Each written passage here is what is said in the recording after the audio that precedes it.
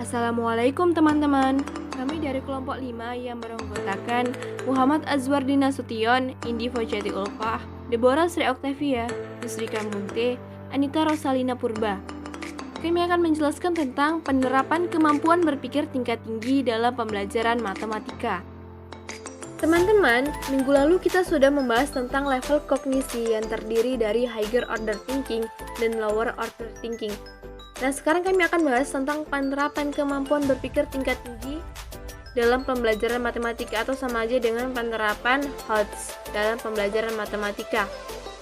Teman-teman, penerapan keterampilan berpikir tingkat tinggi dalam pembelajaran matematika terletak pada proses pembelajaran.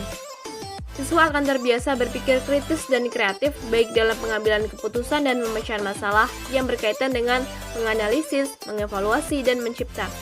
Itu menurut Anderson dan Cardwell. Penelitian dalam pendidikan matematika telah menemukan bahwa pemahaman dan keterampilan paling baik dikembangkan ketika para siswa diizinkan untuk bergulat dengan ide-ide baru, membuat dan mempertahankan penyelesaian soal, dan berpartisipasi di dalam komunitas pelajar matematika. Itu menurut Van de Waal. Oleh sebab itu, dalam proses pembelajaran matematika, siswa harus didorong untuk aktif dan guru harus memiliki potensi untuk memancing siswa agar rasa ingin tahunya menjadi tinggi dan mengembangkan pemahamannya sendiri. Assalamualaikum warahmatullahi wabarakatuh. Saya di sini Muhammad Azwardi Nasution akan menjelaskan tentang cara melatihkan kompetensi berpikir tingkat tinggi pada siswa. Menurut Adang 1985 mengatakan bahwa untuk melatihkan kompetensi berpikir tingkat tinggi siswa hendaknya diberi kesempatan sebagai berikut. Poin pertama yaitu mengajukan pertanyaan yang mengundang berpikir selama proses belajar mengajar. Yang kedua itu proses berlangsung. Yang ketiga membaca buku-buku yang mendorong untuk melakukan studi lebih lanjut. Yang keempat memodifikasi atau menolak usulan yang orisinil dari temannya, guru atau dari buku pelajaran.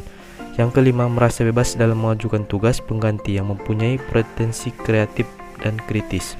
Yang keenam menerima pengakuan yang sama untuk berpikir kreatif dan kritis seperti juga untuk hasil belajar yang berupa mengingat. Selanjutnya menerapkan kegiatan pembelajaran pada level HOTS, High Order Thinking Skill, bisa diterapkan dengan beberapa model pembelajaran. Yang pertama, pembelajaran berbasis proyek atau Project Based Learning. Yang kedua, pembelajaran berbasis masalah, Problem Based Learning. Yang ketiga itu belajar penemuan atau Discovery. Pembelajaran berbasis proyek. Model Project-Based Learning adalah model pembelajaran yang melibatkan keaktifan peserta didik dalam memecahkan masalah. Dilakukan secara berkelompok atau mandiri melalui tahapan ilmiah dengan batasan waktu tertentu yang dituangkan dalam sebuah produk untuk selanjutnya dipresentasikan kepada orang lain. Penerapan Project-Based Learning yaitu yang pertama, materi yang dipelajari peserta didik merupakan topik yang bersifat kontekstual dan mudah didesain. Yang kedua, peserta didik tidak digiring untuk menghasilkan satu proyek saja. Yang ketiga, proyek tidak harus selesai dalam satu pertemuan dan bisa diselesaikan 3-4 pertemuan. Yang keempat, proyek merupakan bentuk pemecahan masalah sehingga dari pembuatan proyek bermuara pada peningkatan hasil belajar.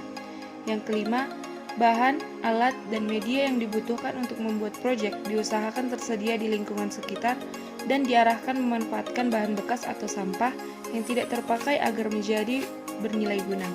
Yang keenam, penilaian autentik menekankan kemampuan merancang, menerapkan, menemukan, dan menyampaikan produknya kepada orang lain. Baik, selanjutnya saya akan menjelaskan mengenai pembelajaran berbasis masalah atau Problem Based Learning.